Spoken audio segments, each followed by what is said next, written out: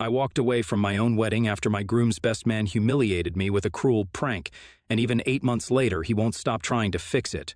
Hey there, Redditors. This is an angry venting session, a cry for help, but relax. I'm doing better now. It's just the feminine rage at the moment. I'll jump straight to the situation and share an unbiased experience. So, I left my groom at the altar 8 months ago. Yeah, I know how that sounds, but before you all judge me, hear me out. The person who breaks off a relationship is normally thought to be the heartless one, because how can they hurt when they caused it, right? But that is not true. People in my situation will understand what I'm talking about. Well, everyone sympathizes with the person getting dumped. No one seems to care about the person who gathers up enough courage to end the relationship, not defending toxic people who hurt their partners.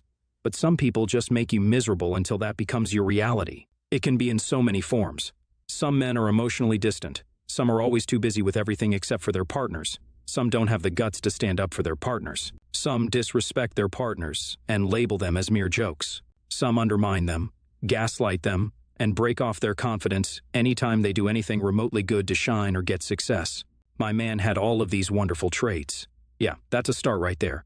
And let's not even try analyzing the character of his wonderful best friend, who had all of these qualities at some sort of an enhanced level. These two men made my life miserable for so long that I thought that this was how one was supposed to live. The amount of peace that I have in my life presently, after I kicked them out of my life, is something out of this world. But they're back, creating mass because who screams chaos other than them? So, to make you guys understand this, I have to take you back to my college days. Yes, I admit that I was stupid enough to date this man for 4 long years, but I was the stupidest to accept his proposal and decide to become his wife. So, my ex and his best friend have been pretty close since kindergarten, and they are very similar to each other, the same sexist, misogynistic, insecure, overconfident traits. It wasn't always so bad. I had my good days with my ex. Initially, he was very charming, and believe me when I say this, that man knew how to be charming. He wanted to impress me, and it worked. The first few months were really good, after which, one after the other, the layers started falling off as I could see his real self. It started with him being always unavailable and busy while he was busy partying with his friends.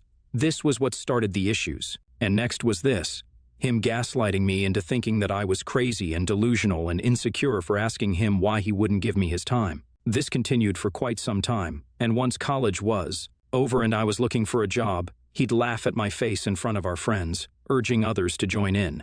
His approach was something like this: "You'd never get hired, LOL. Even if you do, you'll be fired." This was coming from my man and his best friend, who, seeming to enjoy this, would always add, "Thank God you're pretty. They hired you as an eye candy, lol." It felt so disrespectful and annoying, and my ex would just laugh. Every time I argued with my ex, he would share it all with his friends. He would include a third person in our issues, and his best friend would call me all sorts of names and label me as a dramatic and impulsive woman. A typical woman who overreacts to everything and obsesses too much about unnecessary stuff. They'd make fun of me everywhere, to the point where it was hurtful. He'd comment on my way, my appearance, my dressing sense, and all of that, while my ex would just sit around and laugh. Now, if I start talking about these, I have countless examples, but that's not what we are here for. So, as the wedding planning started, it was practically his best friend deciding everything. I was the bride, and I was supposed to have my dream wedding, but no matter what I liked. We would only go ahead with what his friend was choosing, and at times I felt like he was intentionally choosing something that I did not like to spite me. For example, I didn't like the orange flavor, and he decided to have that for my wedding cake. My ex chose what his friend chose and made me choose the same. Even my wedding dress was not my choice. This man, my ex's best friend, was some sort of perfectionist, and my dream dress was too tacky for his taste. All of these went on, and I endured until I couldn't. On my wedding day, something horrible happened, but now when I look back, I'm very glad for it. So, my ex's best friend decided to have fun by arranging a prank, something highly disrespectful, and that's not all. He said some mean words too. I'll explain. A pregnant woman who brought in, and it was announced by none other than my groom's best man, his best friend, that he must not marry this stupid, ugly hag, referring to me, while he had such a lovely girlfriend already, pregnant with his kid. And this was not something happening in a room with only the 4 of us. No, this was happening right in front of all the wedding guests. I was horrified and did not know how to react. As my eyes started watering, he started laughing and then looked at my groom, asking if he really wanted to deal with this dramatic stupidity for the rest of his life. He was being so mean to me for no reason, while I was just standing there unable to say a word or even cry. This went on for about 30 minutes, And I was on the edge when the girl and these two men started laughing. I never felt so weak in my life. I felt like my heart was breaking and I was dying while these people were just laughing at my face. And then they said that it was a prank. A prank. Can you imagine how that would feel? After disrespecting me like that in front of all the guests and using such words against me, they just laughed it off, labeling it as a joke. And when I started yelling at them, they simply yelled back, saying I was really stupid to not even understand how to react to a joke. That was enough for me to understand that this was not what I wanted to deal with for the rest of my life. And so I left. I left my groom at the altar and just went away. They tried to fix it, but I left and went MIA for around 2 weeks. I needed space to heal from this extreme mental torture. I will not go into heavy details explaining how I healed, but it was not an easy journey. From taking therapy, crying myself to sleep, or being unable to sleep, and finally getting hospitalized with dehydration and poor food habits because I was starving myself. It was a bad trip, but I did heal. Not completely. There was still something that made my eyes water when I thought about it all, but I was working on fixing that too. That's what needed to be fixed, not my shallow relationship which this horrible man is trying to fix presently. Like I said, it's been 8 months, and my ex's best friend is taking his duty to be a best man too seriously after ruining my wedding himself. Call after call, text after text. From coming to my house to my workplace, he has tried everything possible to make me want to go back to my ex. He thinks that this is a problem that just needs to get fixed when I clearly told him that I was done with the relationship and had moved on. He simply asked if I was dating anyone new. It's like if there was another man in my life, he would probably leave me alone. But as a woman, my choice to be single yet not in love with my ex was not acceptable to them. It was a problem that needed to be fixed. A stupid prank that got out of hand, which now needs to be solved. I am so done with this.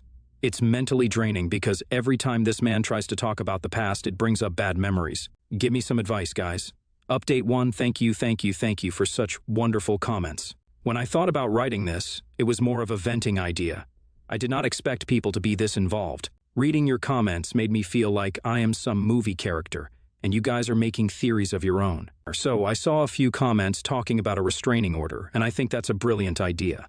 I don't know why I did not think about that myself, but it's never too late. Speaking of my current situation, things are getting really annoying because he has started contacting my friends now that I blocked his number. This is really frustrating. I'm simply trying to live my life in the best possible way, and he is doing everything possible to prevent it. I will get that restraining order, you know. Update 2, guys, I got that restraining order, and guess what? Got a text from the girlfriend of my ex's BFF, claiming that her boyfriend was only being nice. But this move of mine made her believe that I was not worth it because it was such a dramatic thing. Like, dude, is their entire clan going to bother me now? I'm so frustrated. Literally so much. It's all just the same old drama, and I'm sick of it. Update 3, hey there. Hopefully this will be my last post. So, I don't know if this was the right thing to do or not, but I contacted my ex, and we had a long discussion. I made it very clear that I was no longer interested in him and would never get back to him, ever. Although I am labeling it as a discussion, it was mostly me speaking and him agreeing with my sentences. I told him that if his friend didn't stop, I'd have to take serious legal steps, as if the restraining order wasn't already enough. He assured me that I would not be bothered again, and he will talk to his friend. It's been a week, and I have not heard from him or his best friend. I really hope it stays like this because I am so done with these people, and I don't trust them at all. Venting over here has been therapeutic, and you guys are good people. Thanks. I'm signing off for now. NTA, but your ex and his best friend definitely a-hole. God, reading this made me so annoyed at them. I can't imagine how you put up with such behavior. I'm proud of you for not going back. I can understand what sort of trauma bond you might have developed. More power to you. NTA, and the audacity of these men to even involve the girlfriend here. Like, seriously, such cheap people. You deserve so much more than these good-for-nothing people. Next story. I'm 18, female. My brother John, 20, started dating his girlfriend Holly, 20, last year. For context, John and I come from a very religious family. John's the oldest of 9. We're all homeschooled, and religion is very important, but we've never had much issues. John especially, but he met Holly a couple of months ago, and well, she gave my mom a heart attack. I'm not judging her at all, but she's had multiple boyfriends before my brother, posts on her social media quite a bit, and dresses in things that are inappropriate maybe. I'm ashamed to admit, but I wasn't very nice to her, but that's just because I wanted to be like her so bad. My mom was especially hard on her though. She says some crazy things about her dating history, about how she corrupted John, etc. My mom always had this kind image, so seeing her act like how she did woke me up. John moved out to live with Holly and doesn't talk to our parents anymore. He's different. My mom's heartbroken. Dad is too, but he's ignoring the issue, while my mom's stuck on how the vile creature stole her good and pure son. I think it's ridiculous, but I do feel for my mom a bit, so I've kept my mouth shut. But yesterday she saw Holly and John. According to my little sibling that was with my mom, they were acting all cutesy and in love. My mom was enraged. She started ranting about how girls like Holly are the evilest kind, and that while she's lost her son to her, at least her daughters are good girls. She then came up to me and made me promise to never be like Holly. I was going to promise her at first, but I was just so tired of her nonsense. I said, no. She looked a bit surprised, and I kinda lost it and said that Holly's actually really cool and a much better person than most women I've met. Her body count or the way she dresses be damned. I saw my mom start to cry, but I couldn't help it. I told my mom that to me, Holly is a better person than she'll ever be, and also that I'd rather be just like Holly than like her. My mom cried even harder and said that I broke her heart just like John did, and also said she can't believe I'm choosing Holly over her. She ran to her room and hasn't really come out since. My dad's upset with me and I feel terrible now. I should have just not said anything, but it felt really good to tell her. Holly really is a good person, and I miss John. I hate that my mom ruined things, but maybe it isn't fair for me to do what I did. Tia. NTA. Your mother is a freaking Apache helicopter of helicopter parents. It definitely seems like your mom has made no attempt to get to know Holly and only wants to judge her. This kind of behavior will only drive more of her kids away and make them never want to talk to your mom again. Sounds like your mother's been trying to teach all about the hate and religion instead of love. NTA because you're still young and I'm guessing a bit sheltered in the house of rules and beliefs. Your brother stepped out and into the 21st century modern world, and it is his choice if he wants to join it.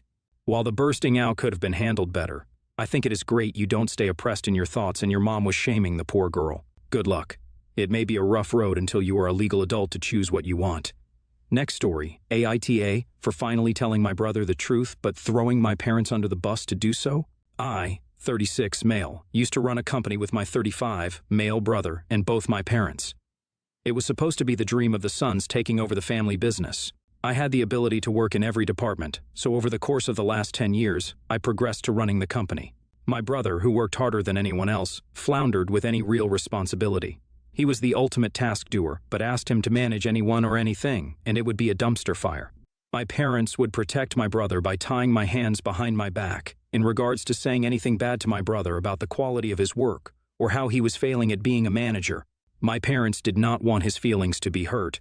My brother would get moved to a different department, or have his job description changed so he wasn't in charge of anything that would hurt the company, me. They would never tell him he wasn't doing his job right. They would never tell him he sucked at his job.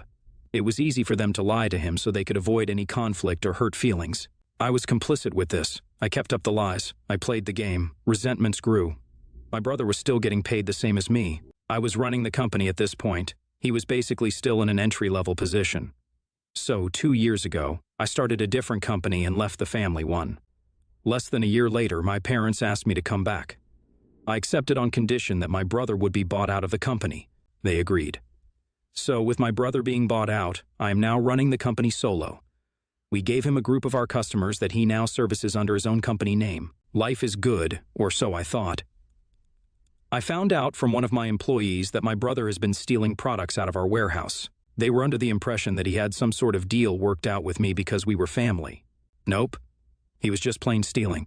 So when I confronted my brother, he admitted to stealing but went off on this rant on how I never respected him, that I was the biggest a-hole because I was mean, and on and on. So then and there, I decided to stop lying and essentially told him all of the lies from the last 10 years, how he got the short end of the stick because no one ever told him what he was doing was wrong, how our parents just didn't want to hurt his feelings, but knew he couldn't run the company. I was done lying. I just sat there and told the truth. So, my parents are now mad at me because he's mad, like mad, and he has gone no contact with them. And they are worried that they won't be able to ever see him or their grandchildren again. So, AITA for finally telling my brother the truth but throwing my parents under the bus to do so. Edit to add more information to this story. It was not like my brother was thrown into a situation without training. We provided informal training on how to learn more about the business, like this is how we do the books. Come with me on the job site so I can show you this. Formal training, both trade-specific and management courses. He was not thrown to the wolves. He just never cared to pick it up or try to step up. I left the company because of the toxic environment and all of the built-up resentments. I came back to the company because my parents' retirements are tied to the company, and without a son to run it or a sale, they would have lost everything. I still run the other company I started. Last I knew, I was an a-hole for what I did to my brother. When I told him the truth, I was also apologizing to him for my part in all of it. I was asking if I was the a-hole for throwing my parents under the bus in the truth apology. Esh, stealing is wrong. Your brother shouldn't do that. But you and your parents set your brother up for inevitable failure. You claim to have run every department in this company, and you went along with your parents and lied to your brother. You were complicit in this. If your brother was in a role and he failed, that's on him. But if you all let him constantly fail and moved him from department to fail again, you're ultimately failing your other employees and the company.